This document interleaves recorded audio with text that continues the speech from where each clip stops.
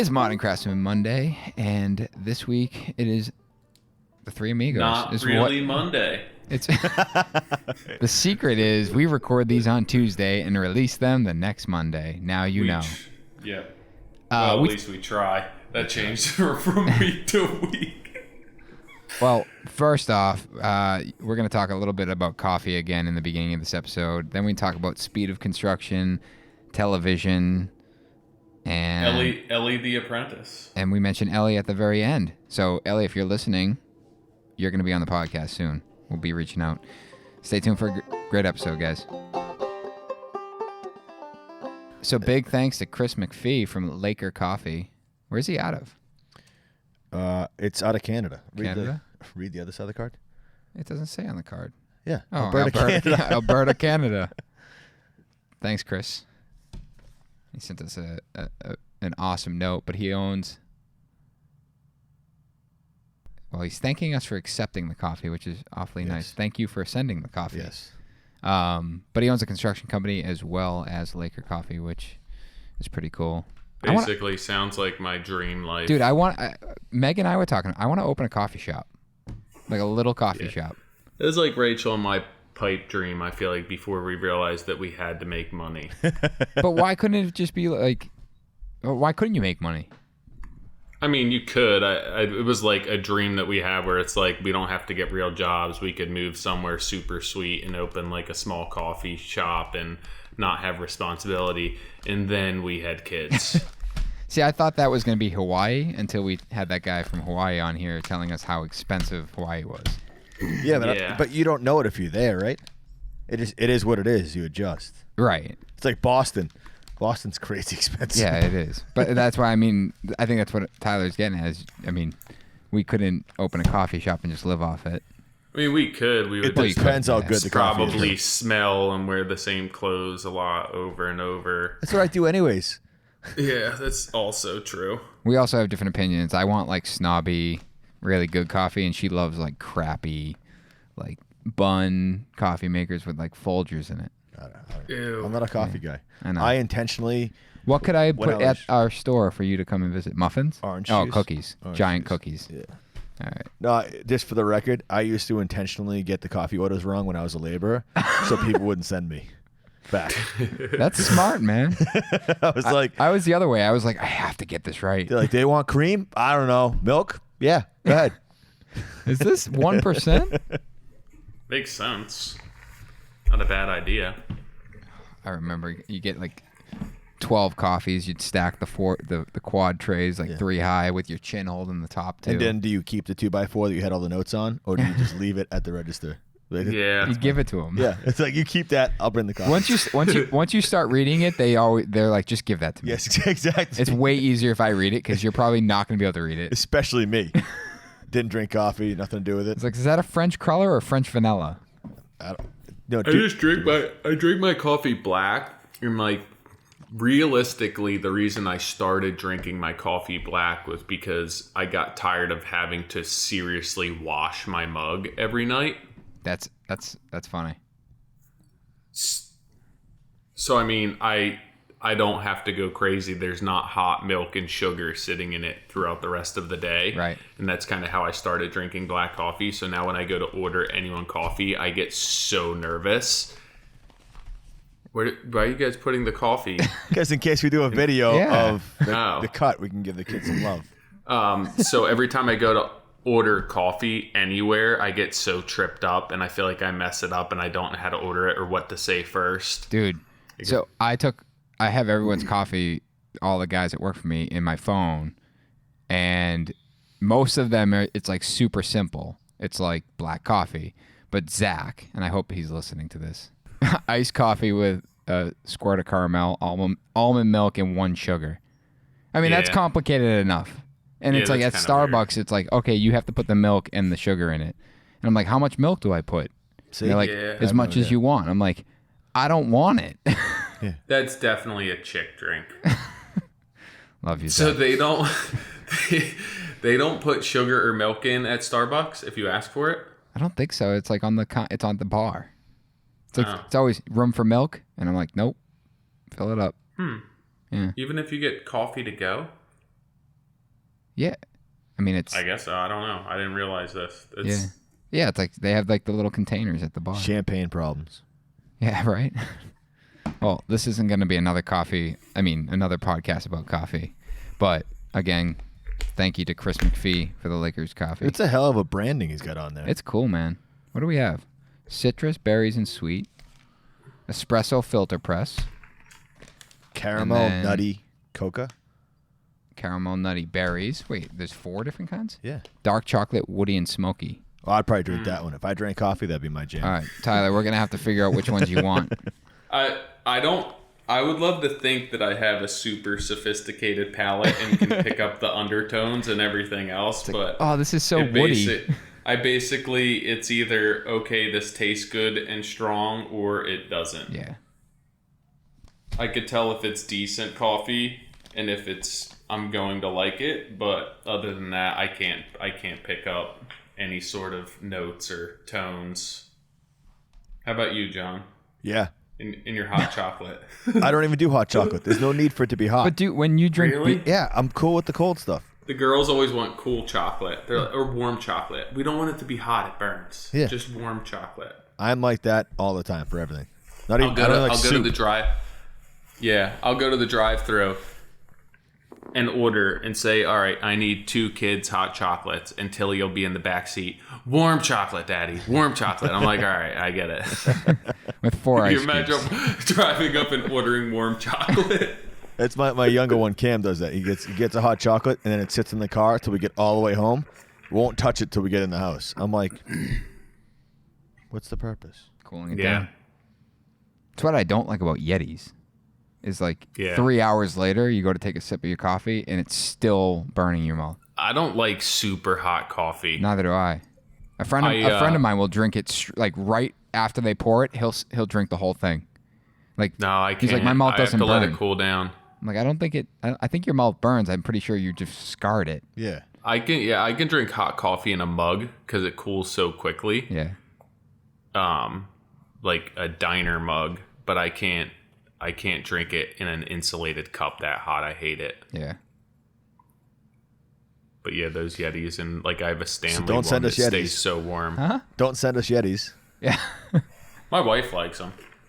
Well, I'll take a Yeti. She just steals them all. The lid off for a minute. So Do you guys have new microphones? I bought these day one. They've been in a box. we had complaints that we were popping during the P's. I feel like I'm So still we doing got it. pop filters. Which we had since day one. Yeah. They smell like the Wait. sawdust that they were under. It's a real thing. There's pop filters. Yeah. Because when You're looking at them. yeah, when you say P with a watch, ready? Pop filter. Pop filter. Sounds the same. Yeah, it sounds the same. This is basically like All the audio guys are like, it doesn't sound the same. that's the audio version of me discerning between different types of coffee. All right, maybe it's too far away. Maybe. I don't know. Either way. You want to talk about speed in construction today? I don't know. Well, Because that's actually a good topic because we have to have a speedy podcast today. Because you got hockey. I got hockey, yeah. What, do you got an hour left? Yeah. Well, You guys depending could on- Are you leaving by 6:40? 6:40, 6:50. I'll have to put the GPS in. So do you think that we're ruining everything for everyone, realizing that we're recording on Tuesday and it's not actually Modern Craftsman Monday and it's not the morning? We post it. 5. What? Yeah, but I feel like this is almost telling somebody that Santa Claus isn't real. I don't think. What? Everyone knows we don't record on Monday morning. No. I think It's not a radio I thought you were show. going to talk about Santa. All right, speed and construction. Yeah, I mean, there's just some things happening where I think it brought to light that, what was it? That hospital in China. The coronavirus. Yeah, the Wuhan? Is that right? Wuhan? Yeah. Wuhan, China. Sounds fake. Yeah. Fake news. But they built that in 2 weeks or 10 days or something like that. 10 days.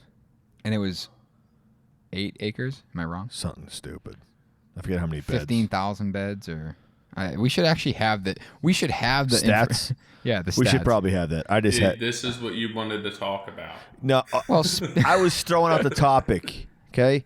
Well, because the other thing is, it's like this is one thing which is, it's kind of cool. It's necessary.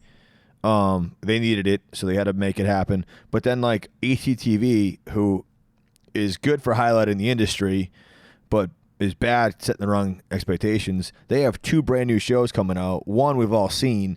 It's the relaunch of Extreme Home Makeover. I'm going to pause you real quick just to correct ourselves. 2-story, 366,000 square feet, 1,000 to 1,500 beds, respectfully. 700 people. Oh, I'm sorry. That's getting into the virus. But it was built in 10 days. Yeah, but it's like it looks like some of it was modular. Oh, I think almost all of it was. So it must have been plug and play. But so they built it ahead of time. But where? Like, okay, ahead Were of time. they waiting for this? Yeah, that's what I'm confused about. Yeah, they built it in 10 days, but they had to build the pieces. My thing is, this is my thing with actually all 3 topics I want to talk about. The Extreme Home Makeover, 100-Day Dream Home, is that I'm watching them pour concrete, and then you're immediately setting stuff on it. Yeah. Like, no cure. I know this is all slab on grade, it looks like. Just over-design that stuff, man. I know, true, but they're not doing that with the Extreme Home Makeover and 100-Day Dream Home because those budgets aren't. Do you know anyone that worked on? Back in the day. Yeah. Yeah, my HVAC guy did. Do we know anyone in China? No. Not so much. I was going to say we could call somebody to validate our information. But there were, I feel like it was either you or someone had a buddy that owned a company that would go into the Extreme Home Makeover homes after, and they would do like the warranty punch list. Which was basically building the house. Yeah. I don't know. My HVAC guy did the work, and it was like you do it, you donate your time, you hopefully get the materials donated from your suppliers, and then you have to do like they'll have back in the day it was they would be different HVAC guys per floor. Yeah. So like you weren't the guy doing the whole job, you'd be doing this one area, and then someone else would take it from your spot and go forward, or vice versa. You connect into someone else's stuff. I just don't know. Like, it's cool to watch. Like, I'll watch probably Extreme Home Makeover, and I'll probably watch one of 100-Day Dream Home, where they build a dream home in 3 months. Whose dream? Somebody's. Is that the giveaway house? No, it's just they have a new series that's coming out. Gotcha. And it's, oh wait, they're bringing back Extreme Home Makeover. They're bringing back Extreme Home Makeover. Ty Pennington's not the host. It's the dude from Modern Family. The redhead, Ginger. Oh, really? Yeah. That's funny. And then 100-Day Dream Home is a husband and wife team, I think. Okay. That are, talking with people and then building their dream home from scratch. I don't. But why? Like, what's the Like, why does the show have to? It fits into a format for TV, for both those shows. No one, unlike this old house, is the only format that people will return episode after episode and not see a final product. Yeah. The rest of the industry and the network is about showing you something started, something in progress, something finished. Sure. Do you think that hinders This Old House? This Old House is widely popular, way more popular than HGTV. Yeah. I just think, in general, and we talked about this before, the only way to capture what we do in this industry is something formatted like Netflix, where you can binge it and there's no, hey, let's, film for 5 minutes, go to commercial, then bring people back into the mix, and then over and over again. 30 minutes of a show is really like 15 minutes of actual action. Right. So no one's going to get the little idiosyncrasies that happen in the build. Like I guess I get that it fits into their TV format, but why is that the format? Like, why couldn't HGTV have I'd watch it. I agree. I don't know this part. I just feel like I love like a good documentary or like a Warren Miller, ski video where it's like a little, right? So that's what I always want. Both of you guys know what that is? I believe you just brought up Warren Miller. What's Warren Miller? Why not? It's a throwback. Yeah, it's still doing it. His son's doing it, I think. What is it? So is he? It's like they take you on this experience of like following these couple skiers in this adventure of skiing down these unbelievable slopes and like hella skiing and everything else, and they kind of like moderate it in this kind of like you just want to chill, like listening to them, and it's just really the videography is unbelievable, the way they catch everything, and it feels like the snow's hitting you in the face because you're experiencing it. And I think that, in my opinion, is what's missing from every show, is that you don't experience it. Even This Old House, I love Tom and all those guys, and you get to dive into that moment but not the whole experience. Right. And I think Netflix, it's due to have something like this launch. So just so I understand, the Warren Miller is, you were just watching him ski down a mountain, right? But it's more than it's that, but also the cinematography behind it. It goes along with them for the entire trip. Yeah, right. so What they're doing. It's more documentary. Yes. Yeah. It's like a ski documentary, but he put out however many of them that's what he was known for. I Like back in Warren high school, I Miller used to did watch ski like dirt documentaries. bike and quad.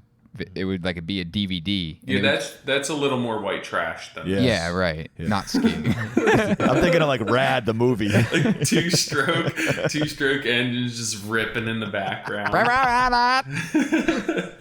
No, but well, I mean, that's you made the reference to Netflix. That's what they've become so popular. Everything is a documentary now. Celebrities I mean, are having documentaries. It's Even Warren Miller, I feel like it would be comparable to somebody climbing Everest and then documenting that. well, like Free Solo. Yeah, exactly. I've never seen it, but yeah. It is. My hands sweat from Free Dude, Solo. that was yeah. I watched it with whole my boys and body's- my wife. Yeah, that was nuts. The fam. I could just say the fam. It's everybody. Wow, you going up, huh? My back's starting to hurt. By the way, I hate this podcast so far because I'm sitting next to the coffee and I hate the smell of coffee. Then let's move Yeah. it. Yeah. Sorry, I just Chris. squeezed one of them and I was like, oh. Cool. All right, reset. Reset. So I don't know. I mean, that was just the thing about speed. And it, I'm always talking to a client and they're like, hey, in the beginning, what do you think the job's going to take? I just did this the other day. We walked through a house and they're like, what do you think this reno would take? And I'm like, 10 months. Can you do it in 6? I'm like, then what's the point of asking me? Yeah. Yeah. I try and be, like people always say to us at the end of the project, I wish you were more realistic. And I'm always like, I I tried. wish you didn't change your mind. Well, I try to be, my initial thought is to give you the realistic number. And that usually gets knocked down and stripped away and blah, blah. And people then only want to accept what they want, regardless of how much I educate them. And speed is definitely an issue. So I think with speed, there's two different sides to that. Speed can drive the price down or up. Depending on how if you- efficient you are. right. I mean, basically, if somebody has a timeline and it's a premium, you could charge a premium Yes. to put more manpower on that. But also, I feel like, which is more common, speed is driving the price down. If you have 2 weeks of labor there versus 4 weeks, it's going to cost less money. So I think it's not necessarily the same thing. I do believe even in the first example where speed, get more manpower, bang this out in an unrealistic timeline, you're still going to suffer. There's going to be quality control issues. Just because things that take time are not being done with the necessary time, even if you throw more people at the project. Not 100%, but I would feel fairly confident saying sticking to that. But I think that most often jobs and even us giving people unrealistic timelines, it's that, hey, we're not going to be in your hair this long, and yeah, we can do it for that price basically because now your labor price is lower. So I think, I mean, even a lot of times myself, I think, yeah, I can get this job done in 6 weeks, and it's an 8-week job, and you just hang on to that 6 weeks, and you see 6 weeks come up, and then 6 weeks go by, and sure enough, you're right where you were before. But how I guess my question is, knowing that going into certain projects, do you just say 6 months because you know that's what everyone wants to hear, knowing it's going to be 8? Well, I know there's a lot of people that do that. I have a different side of that. Yeah. Okay, so you say 8 and they want 6 and you agree to 6. Are we agreeing to 6 and then basically trying to figure out how we cut 2 months off the entire project, or do you reassess and figure out how to streamline it? You don't know what I do? Honestly, is I tell them it's 6 months worth of work. That doesn't account for downtime with like overlap in subs, inspections, all of the rest of stuff. So I try and base my timeline based on how much work I have. Hey, I have 12 weeks of work here, like on the job work. Mm-hmm. You can't, I think that a lot of times your hang up isn't sure you have delays on the job, but it's oftentimes you're hitting weather or you have a sub that's not showing up when they were supposed to. There's a delay in deliveries, and I think that stuff, a lot of times you still have the same amount of work that you're doing, but you're just not getting it done as quickly because of delays. So oftentimes I tell people, if I think it's going to be a 6-month job and I know that I have 4 months worth of work there, I tell them, hey, it's 4 months worth of work. We're going to have downtime that I can't really control. Yeah, I mean, I've tried to do it where, I don't know if I'm answering your question, Nick, but it's more like I had a meeting this past weekend on Saturday about a project we're doing in Weston, a new build, and it was about budget. Like, hey, I missed the architect meeting because I had a hockey game, and I went and reviewed the drawings with them, the 2 schemes, and then I was like, hey, what's the square footage? And then I broke out the spreadsheet because I could say all day till I'm blue in the face that this will be between this range, 250 and 350 a square foot, and that will go in one ear and out the other. But when you open up a laptop and you type in the numbers and you go, hey, first I review everything just with a budget, probably pulled up a past project, and I have the entire budget there and show them how it all works. Open up the other tabs that are usually hidden that show all the other projects that create the multiplier. And then I go, this is how it's created. And then they go, well, can you put in like 3,600 square feet? And I go, yeah. And you go into square footage, hit 3,600, and then it adjusts every single line item going all the way down. And they go, what's it end up being? And it ends up being like a little bit below their price point. And I go, but you guys have to remember that this is based on a X amount of bathrooms. You know, they're adding 2 bathrooms to the main floor and then 2 in the basement, which is 2 extra bathrooms in general. So I go, that has to be adjusted, and some other things that they want have to be adjusted, like there's a 2-story great room, kitchen, stuff like that. But I said to them, I go, the beauty is these are your jumping off points. Like, you can also go into this budget where it's, hey, I want to hit 1.2 million. I could type that in, and then it reverses, goes all the way up.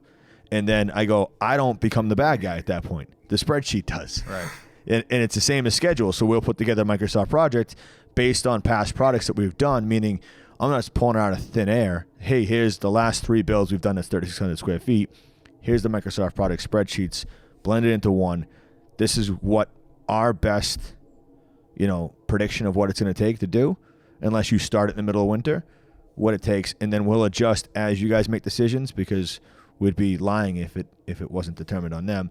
But I guess I've been trying to do it where it's not just me in my experience making these decisions and trying to relay it. It's these spreadsheets that are proven and that are factual, that they're the ones that they can wrap their head around. Well, the conversation's much easier when you have something to show how those numbers add up, rather than saying, yeah, it's 1.2 and 1.5. Yeah, but like, even they're like, what do you think about kitchen? I'm like, here's a kitchen. I have it broken out for your perimeter, your island. If you do this type of stuff, and I go, you're gonna pull that stuff out, but you're gonna add some other stuff. And she's like, what about like people just kind of, and if you're able to go through that spreadsheet and go, she goes, what about appliances? Like it's just all over the place. And I'm like, yeah, you have $33,000 in appliances. I mean, and I said to them, I go, but if you decide to get like a cappuccino maker built in, that would be you going off reservation. I have to raise my hand and go, hey, this doesn't fit in when you get there, but that's a personal choice on you to make. It's not me pushing you one direction. If you want to make the house perfect for you, then you can do it. And it was really funny because the husband was in the kitchen. The wife was in the dining room where I was, separated by a wall and a window. And he's like, cappuccino maker all day. And she's like, no way. And I'm like, yeah. She's like, how much even are they? And I'm like, I don't know. It could go up to like $5,000. He's like, doing it. And she's like, what? And it's just like, it's where I'm like, we're not even close to this. But to me, it was more that everyone felt comfortable enough during that kind of conversation that everyone's listening. You get me? No one's really zoning out. It's really, they're engaged. Like, what about this part? What all their concerns were, they were just kind of bubbling up, which was cool. But when good. I think that part of the issue is when you first meet with these customers, you're looking to be as optimistic as possible, and you're trying to put yourself in a level playing field with everyone else. It's a very realistic thing that you could lose a potential lead or lose a job because somebody else walked in and said they can do in 4 months what you realistically said 6 months. Yeah, someone made a promise and you were reality. Yeah, and I think that if people aren't hiring you and they're doing their interviewing process and everything else, and you're the only one being realistic, it may not give you that opportunity to get your foot in the door with them, where if you know that you have that job and you're starting to build out that job and finalizing design, I think that it's much easier to give them an accurate timeline and not be afraid that it's gonna be too long or you're going to turn their life upside down for too long. And I think that's just part of what our industry and what we do, and people over promising. And I think that we put a lot of pressure on ourselves to hit those timelines and tell people what they want to hear. That's what we do. Mm-hmm. It's really hard to play that game, though, because that's what keeps me up at night when you're like we just had a project, the farmhouse build, where there's designers are making changes to, cabinetry that's supposed to be being installed. And that's happening behind the scenes and not being relayed. And I had to have the meeting to say, hey, all your whatever, hundreds of thousands of dollars of cabinetry comes in to have everything in the house. It's going to take 5.5 weeks to build it all, paint it all, assemble it all, and have it there. And that's fast. It's very fast still. But it's like the reality of it is, though, we only have 5 weeks to finish the project. So, and I had nothing to, not trying to push it off of me, but it's like I can openly say that these are the dates. Mm-hmm. But I think if I was the one who didn't make decisions in time for that client, I would have a harder time saying, guys, we're really 5 weeks out. When you're the one accountable for that. Yeah, it's tough because you feel like you're letting them down. Yes. Always. I don't know what the answer to that is, other than I think getting in the habit of being as honest and as realistic as possible. We put pressure on ourselves to hit certain deadlines to please our customers. And I think that oftentimes we're not dealing with black and white. Even in new construction, you're dealing with so many changes and so many moving parts. It's not with a spreadsheet, everything else that's on paper. It isn't that accurate. It's not that transparent. And there's so many people that are involved with that I believe if customers had a more realistic expectation of how long a project should take to do right, and there weren't shows on TV where they're doing an entire house build in 3 months, that we probably wouldn't have our back against the wall as much either. Yeah, but I don't know. Like, what do you say? I want to challenge the fact, like the TV thing. Like, I get that comes up in conversation where it's, well, why can they renovate or build a house in 3 months? Because they have 180 people there, and there's a level of financial difference between what we're doing here and what they're doing. They have, it's just the circumstances are different, right? That doesn't eliminate the question coming up, but I think it goes back to a previous podcast we had when we talked about panelization. It's like, I'm always looking at how do we become more efficient individually and as a team, and not saying that we have to put the pressure on us to be faster. But when the question comes up, can you do it in 6 months, rather than, and I'm speaking for myself, rather than me saying, yes, we can, and then spending the next 6 months figuring out how we're going to do this in 6 months, we go back to, a team meeting or the drawing board, whatever you want to call it, and say, what would it take for us to streamline these processes individually? Yeah, I mean, it's tough. Like, I just did that Ben and Jerry's, and the guy's like, I'll give you 2 weeks. I'll shut down for 2 weeks. So there's really... I think it's harder at that scale because it's smaller, and the scope of work isn't wildly large. So how the hell are you going to take all right, example, the high rise that I worked on before I started my company. It was a 31-story high rise, 340 feet tall. They went back to the drawing board and they kept it 340 feet tall, but made it a 32-story high rise. And how did you do that? You took 6 inches out of every floor, or a few inches out of every floor, and then added a whole nother story to this building. If that was a 4-story building that was 45 feet tall, and then they said, let's make it 5 stories, you couldn't do it because you couldn't spread it across. You can't spread it across as many things, where in that case, like, you had 2 weeks that you were basically just pushing. Like, well, the problem is that, like, you can't just hire more people. That's what I mean. It is a really, like, and I said, but I did try and set the right expectation where I'm like, hey, it's kind of crazy what we're trying to do, right? Just to lay it out there, and then I got pushed back saying, no, I want to be open on that Friday. Right. I mean, which you, I'm like, you know that's that went in one ear and out the other. It's like the whole time. right, And it's I just don't know how to. You try and set the expectation, but people. The reality is they only hear what they want. But to go back to the TV part is, I don't know if it really impacts us in a way. I just know that I wish there was a better representation of what we do out there on the market. Where agreed. I think that's a totally separate point to the TV thing. Kind of the same. Meaning, I just wish there's something out there that was besides this old house that was the whole package.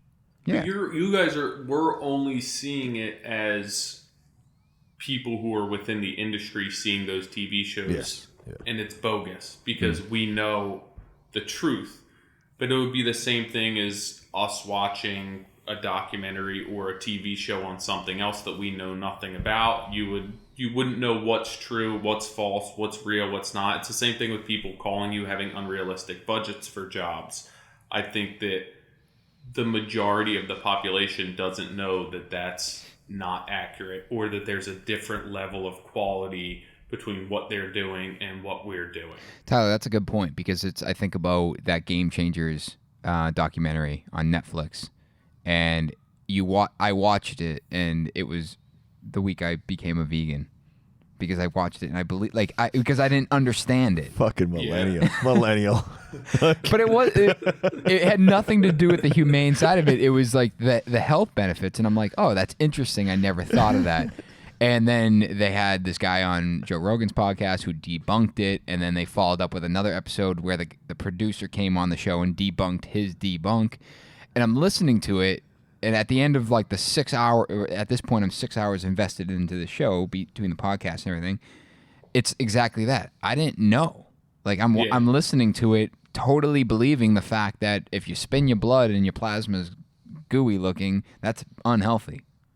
That's what I got out of the show, and it's because he ate a steak burrito instead of a bean burrito, and I left that, and I'm like, I don't think I'm gonna eat steak tomorrow. Yeah. And then you got Joe Rogan eating steak for a month straight. Now who lost 12 pounds and feels unbelievable. Yeah, my wife's like, you eat more red meat now than you did before. I'm like, I listened to making up for lost time. I was like, I read another article. you know but what? It's true. If somebody who were vegan watched that versus somebody who weren't vegan who watched that, and there's a lot that goes into it that the general public doesn't know about, and you're gonna perceive that show and perceive that experience through your own eyes and through your own experience. And that's at no fault to anybody else, but I think that we see stuff like that in a completely different light than most people do. I know, but like thinking about like the car shows that I love, like Gas Monkey Garage and that stuff, where they're putting out product that's, I haven't seen it up close, but it's getting huge money at auctions, and it's being done in a couple days. Like, and I fall in love with that, and I appreciate it, and I don't know any better. I know that there's still Ferraris that get made that are unbelievable as well, that go for crazy amounts of money, but I will still watch that and still think that, like, hey, I can get an old car, and I could dump a couple grand into it and have it done in a couple days if that was the case. Are you referring to Pimp My Ride with Exhibit?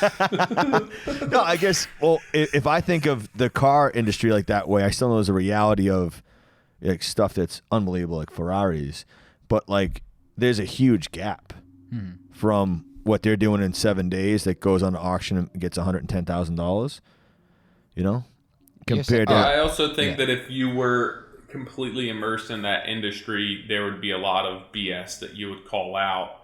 I also think that at that point you're working in a very controlled environment with one thing to handle. You know, True.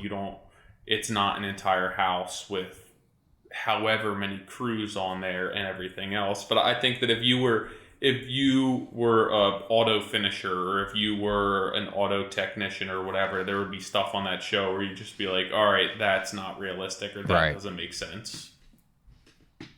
Yeah, I mean, I think that Tyler, that's a good point. It's just we're talking about something that we are invested in, and we have a ton of knowledge in. We have knowledge in, and we're uncovering things where you're right. Most people are watching that and just seeing something totally different. I feel like Yeah, they're it mesmerized. looks great. It's wonderful. It's white, and then we look at it. Unless you're married to one of us and we pause the show and be like, no, atrocious. look at that. Yeah. Look, see the grout? That's going to crack.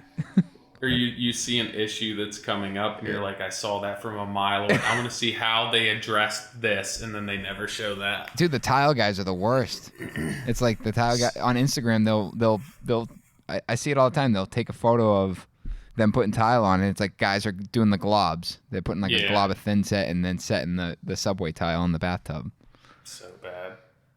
No back. But I can't speak to the speed in the industry. I don't move that fast. That's not my market. I mean, even I was punching out a small job today, and it was between two rooms. One was a porch remodel, and then we were doing that mantle in the other room. And even on those little jobs, it's 2 days between cleaning up, touching up, fine-tuning caulking, taping, getting the electrician in, buffing the floor out one more time, making sure that all the strikers work on the 100-year-old doors.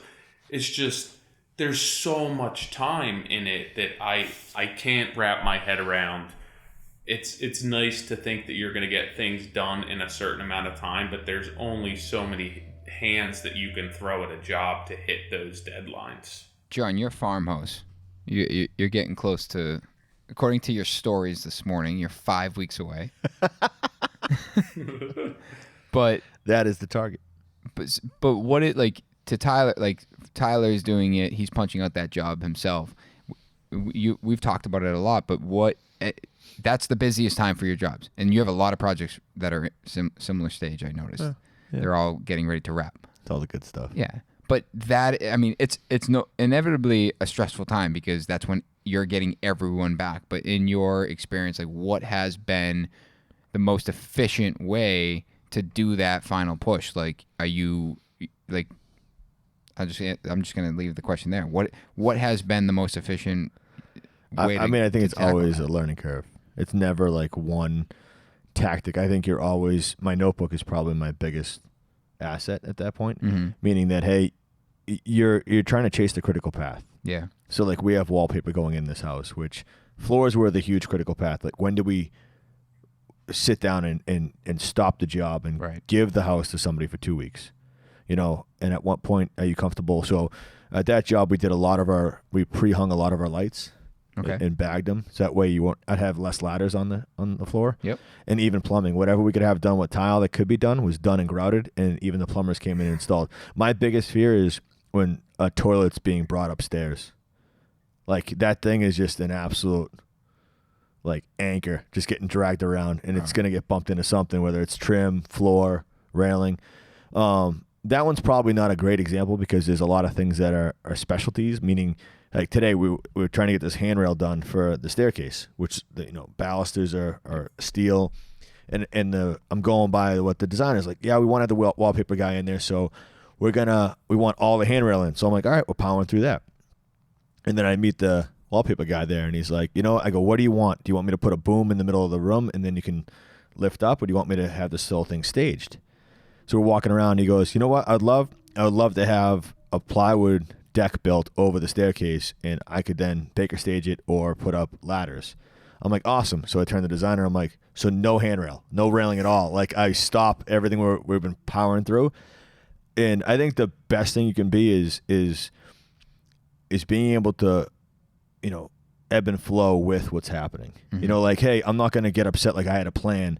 It's like I can then move to something else. That's what I'm doing there. Now I have to move those guys somewhere else. Mm-hmm. Reclaim guys can go downstairs.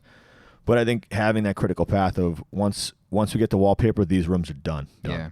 So troubleshooting electrical, smokes, trying to get all your utilities up and running as fast as possible. So if you have to carve any holes in the wall, that's done. Yeah. Because it happens. 12,000 square feet, there's going to be a point where we brought in new AV guys for this job. So they came in before we did the floor and located all their speaker wires, all their relay points for Wi-Fi. All those things had to happen, so there were some holes that had to get carved. Yeah. So it's tough. I don't know. That one's pretty special in a way. I think about. I had a conversation at IBS, and we were talking about punch list, right? Because this is what this trickles into is punch list and being efficient with punch list and moving quickly. But a comment one of the guys made is that, maximizing the subs time or anyone like Always. right. It's, we're not bringing you back for one light. We're gonna compile a list. Bundle it. So, I guess to ask, what is your punch list process like? Is it a formal list? Is it a walk? How are you kind of communicating the to-dos to get your electrician 100% and not coming back? Well, I mean, I don't do 100% punch.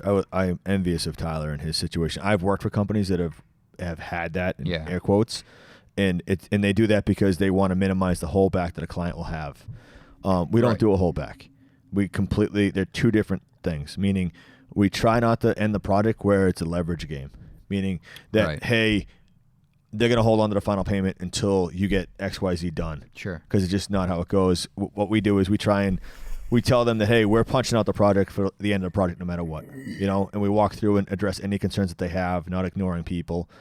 And what we do is we tell them, hey, you're going to live in the house for the next 3 weeks to a month. Mm-hmm. Make a list of things that you see, because I don't think it's right to put the pressure on someone who's never done a reno or a build before to say, hey, you have one walkthrough to find out everything that you think's wrong. Yeah. It's just not reality. Right. They haven't even slept in the house. They haven't understood the house or what squeaks or what their path is throughout the house. Yep.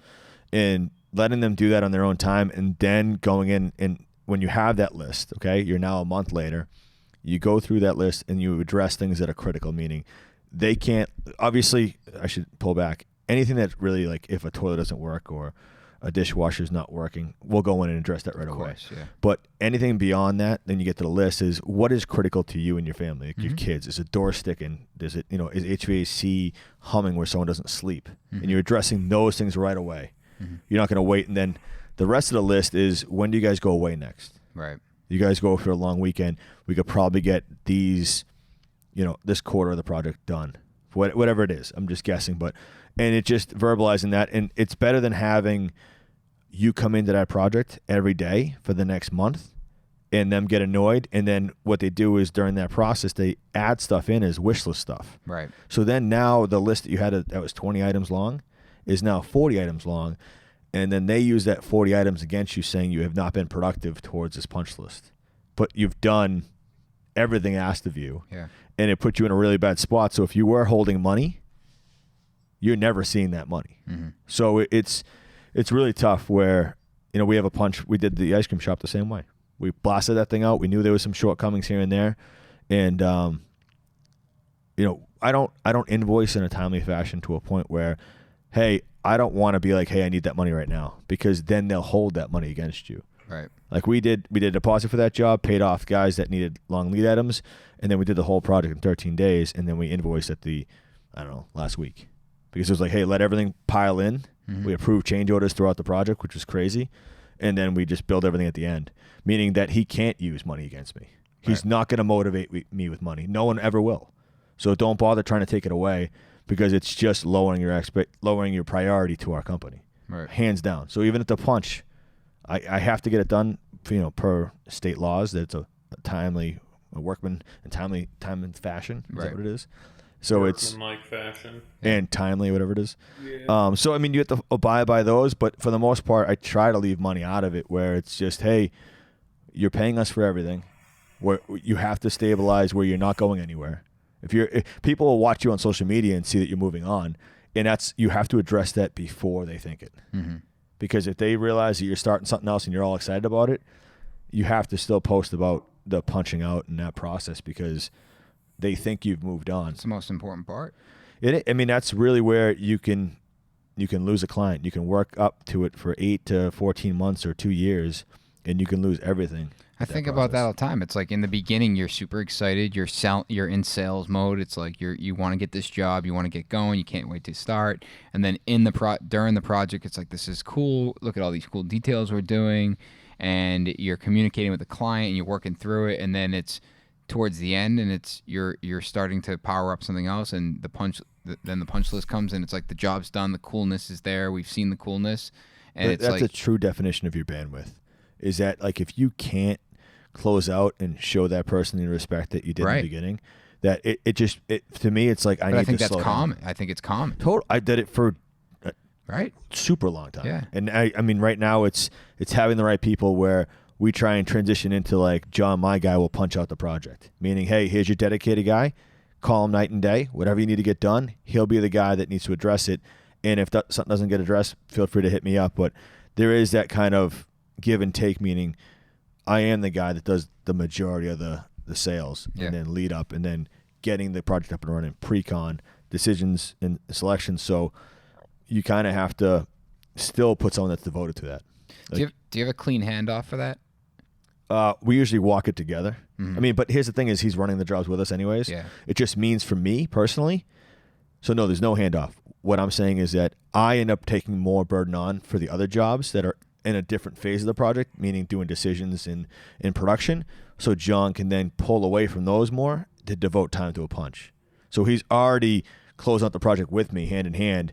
But when it goes to the point where it's now you're trying to wrangle in a half a dozen subs for one thing, Right. that's him 100%. And I'll then cover his butt for the 3 hours a day that he needs for that on the other jobs. I asked because I think that's something that we can improve on is clean handoffs, and especially with client communication.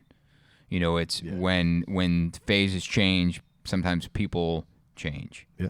And that, you know, is something that recently I'm noticing is, all right, there needs to be a cleaner distinction between when I finish selling a project and I pass it on to Mike or Nick as a project manager. And What is that process now? it's just there's no quote unquote process. It just happens, and it's like, oh, like then there'll be an email, for instance, and I'll be involved and be like, all right, I'm gonna connect. Ken's in charge of this project, so direct questions to him. I mean, we used to do a phenomenal job with it. Like we bid it out for a binder, and every sub was in there, and then we'd have the binder and schedule. We'd give that to the PM before they got the job, and they'd have to basically review it all and sign off on it. Meaning, I'm accepting this project, and that's what they should do. Yeah, I think that, but and then they meet the client. So you don't want to have them at that meeting ahead of time because they're still they don't know what's balls going on deep yet. in a different project, Right. and then they haven't reviewed this, so they look like an idiot. Right. You know it inside and out at that stage. It's having that time there where, hey, take this for 2 weeks, review it, know it, because February 25th, you have the kickoff meeting with that project. Yeah. So you've accepted this, you know it, and you got to talk as if you and I talk about it, because that's what an owner would do. Most, like Tyler, you look at a job, you design it and everything. You've built that in your head, what, a dozen times already? Yep. And so, I mean, even to bid something, I feel like to give an accurate bid, you should know exactly what's going into it. yeah, and then you're going through it again, trying to find that glitch. Yeah. Right? It's like, where is it going to be? It's going to be right here. So you need to have a PM, if they're truly a PM and you're paying them upwards of $80K or more, then they're able to vet that project with the information you're giving them, drawing, schedule, budget, all that, and they can see where the hardships are going to be, and then have another meeting with you and go, hey, this is what I see as red flags. Have you got any photos of this? Should we go see this beforehand? And even doing a walk before there's a trade-off. Because I mean, I would definitely have to have somebody before. It wouldn't be showing up, even on the small scale that we are. It wouldn't be showing up demo day blind and say, all right, here's what we're doing. I mean, I don't do that even at this point on any job, and I do have my hands in everything from the get-go and even from design stage on. But say somebody handed a job off to me and there was a full set of plans and everything else, I would basically walk through that entire job completely prior to ever starting anything. And it's the same thing with a PM, that you'd want them to be completely familiar with all of that, and that distinguishing that handoff. The hardest part about that whole thing is, how do you do it where it's a relationship that you're in with these clients? Like handing it off to a PM is so hard. Does it just get disconnected and become a job at that point? Does it become a project to the client? Does it become a job to the PM? And like, it's never a job to me. It's more of like, hey, this is fun, interacting with the client, going over like whatever details they have, it's you really. think that goes away? I think it's really hard to keep it. You get me? Yeah, I think it is too, and that's a huge fear of mine.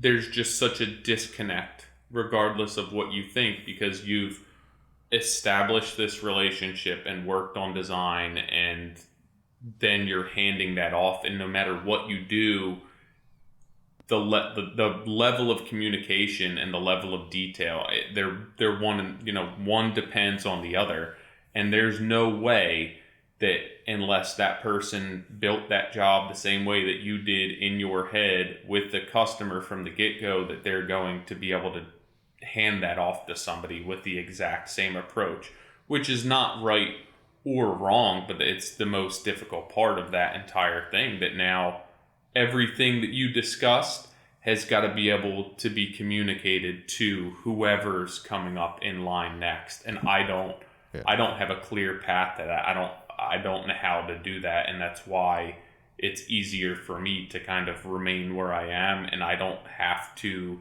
now hand this off, which obviously has its limitations and everything else, but that would definitely be the hardest part.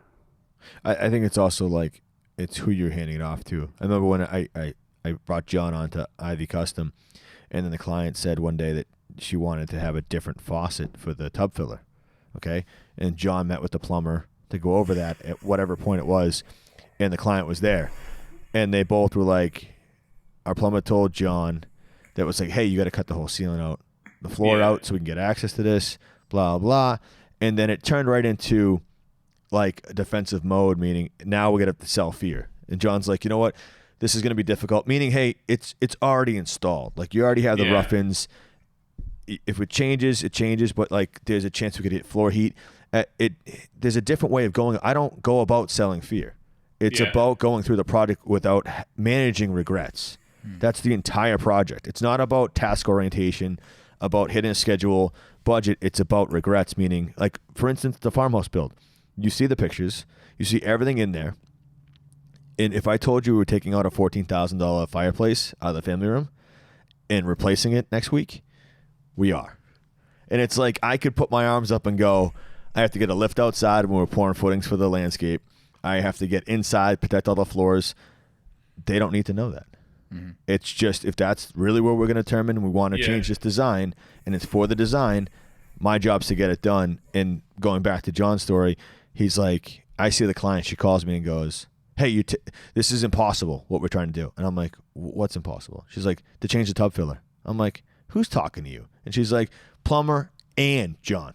And I'm like, what does that mean? It's John. 2 against 1?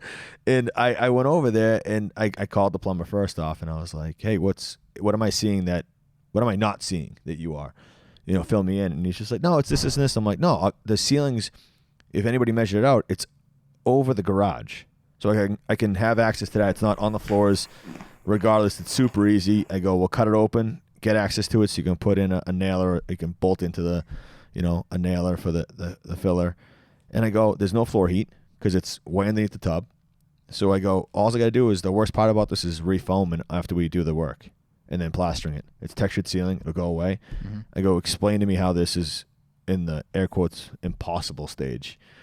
And he's like, it's not. I'm like, okay, it's really having someone that understands it, that can direct it, and then Rick's got way more experience as a plumber than I do in the business. Right. So like that's what the client looks at and goes, I respect him. Like, he's got 40 years in the business. Right. Like, what is he telling me that you should be telling me? That's how the conversation. I think it's also, you can map out what it takes to do that, but the way you are delivering it is going to sell fear, right?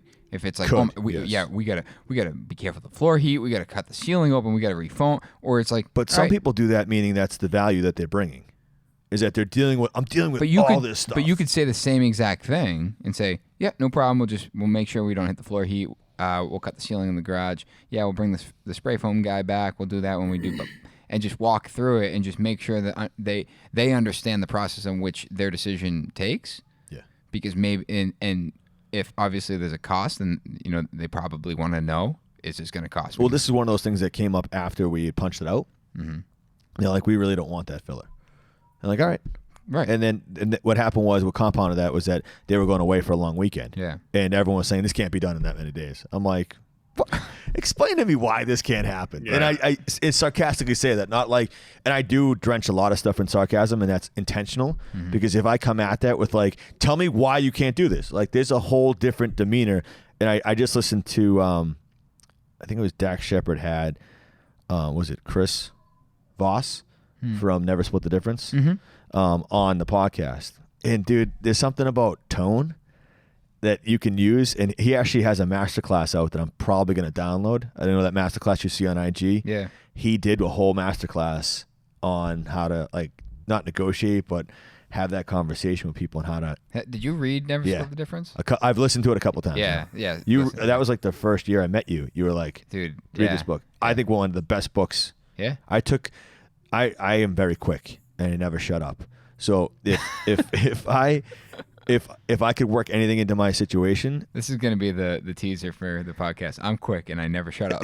and it's adding a pause. That is so critical. Nice job. That was key. But I remember reading, hearing that, and I was like, it makes the other person, not to go, like, if anyone hasn't read this book, it's a really great book. You have to. And, but he does, and he talks about when someone asks a question or you ask a question and they respond, and the silence, like if you don't quickly respond, they actually immediately question what they just said and then will retract.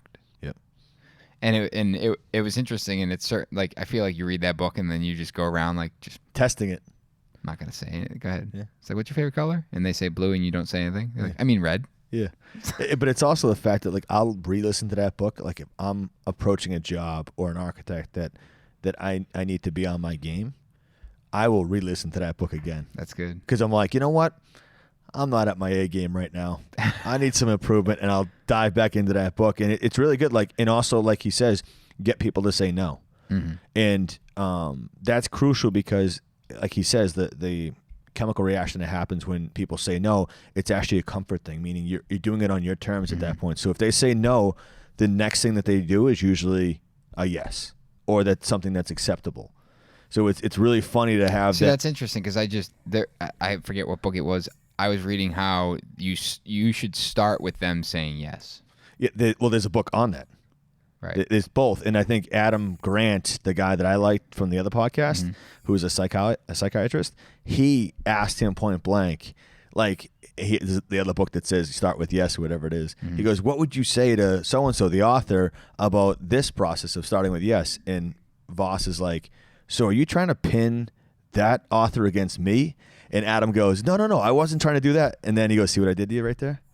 And he made him say no right away. And it was so awesome that Adam was like, I'm so aggravated and excited at the same time that you just tricked me. I think they're intended to do different things. Yes. Where it's, I think of the sales side of it is if you get someone to say yes right off the bat, it's like, do you wish you had a nicer house? Yes. Maybe. But that's what Grant asked him. Grant goes, hey, if you anchor him with a yes, or if you start the conversation with no, I'm switching him. He goes, if you start the conversation with no, now they're comfortable saying no to you. You don't want that. And that's when he spun him around. Yeah. And he's like, no, it's chemical reaction that you feel more comfortable because it's on your terms. Yeah. That if you get people to keep saying yes, they just get no rhythm of doing it, and they don't know what they're doing. It's a very, honestly, I feel like I want to reread both and see if there's got to be both takeaways. Yeah. It has to be. I think it also depends on who you're talking with and dealing with. But no, they Never Split the Difference. Phenomenal book. I'm definitely watching that masterclass. I also think there should be a masterclass for us, not by us, but for this industry. We go around interviewing people that have certain characteristics and ways about and methods and let's do it. Flow. Yeah. What's a master class? It's like you documentary series. Yeah, it's like it's like a deep dive into certain things. So like Gordon Ramsay, Masterclass is the company, and you pay like a subscription. And then like if you want to learn how to cook, there's like 6 episodes of Gordon Ramsay teaching you like the basics of cooking, and it's just like they select these guys that are high profile and well respected in certain industries and teach it. That makes sense. There's did you hear the Disney? So on Instagram they run ads, but one of the guys from Disney is on it, and it's funny because in the ad he starts off laughing. He goes, "What do you want me to talk about? How I tell my kids I'm going to work, and I go to work and they ask me what I did, and I sat around in a board meeting talking about what the princess should look like for 8 hours." And that's how it starts, and he talks about leadership and how he directs leadership. So I think it's an amazing idea. Yeah. I don't even know how we went down this road. How you doing on time? Those are the best. I had to leave. You do? Those are the best podcasts. So why don't you guys carry on? Well, I think we're gonna wrap. It's better with 3 amigos, dude. I gotta go coach hockey at 7:40. Oh, you're coaching hockey? Yeah, tonight's coach. Oh, that's the only practice they have this week. If it was you playing hockey, I'd give you. Oh no, I skate Monday and Wednesday nights. Gotcha. 9:40. I just clicked twice, man. I've never done that on the podcast. Now I have a pop filter and I'm clicking. Clicked. Snapped. Yeah, I mean, I don't know. I don't know what I think we have to. People should definitely, start giving us more guest suggestions. Yeah, let's blame it on them. No, I don't think it's guest suggestions. It's topic discussion. I think it's both. Yeah, the guest isn't the hard part. It's the topic that we talk about with the guest. Yeah, I mean, but I honestly I feel like so I've started keeping just a running tally of questions.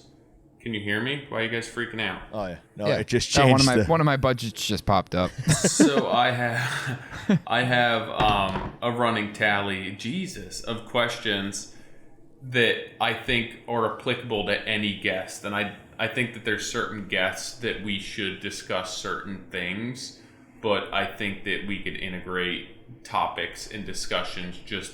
A lot of the discussions and topics could be applicable to any guest. Even something as far as how much work do you guys need lined up that you feel comfortable? That you feel safe, and is it like a number value, or is it a time?